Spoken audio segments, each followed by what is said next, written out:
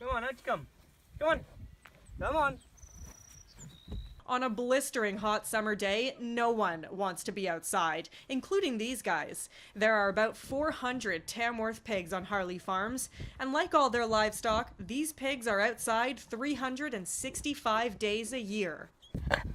It's basically the same with you. If you're under stress, you end up with colds and flu and everything else. It's the same with livestock.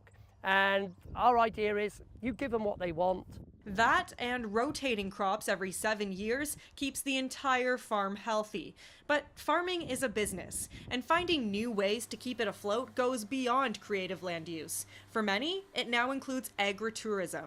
We've started doing a lot of farm tours and different events on the farm.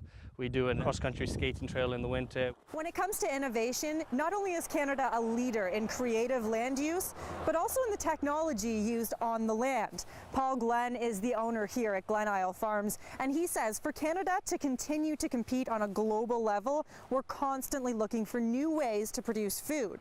And as he says, it's not your grandpa's farm anymore. We basically farm the same amount a day that my grandpa farmed all season. So it's very high volume, intensive cropping. And that high volume equipment comes in all shapes and sizes. Meet the Oracle MP 2000, the third of its kind in the entire country. It takes bulk material and makes it into a round bale and then wraps it in plastic. That's the easiest way to say it. Varen D'Souza owns D'Souza Farm Systems, a company that brings new technology to Canadian farmers.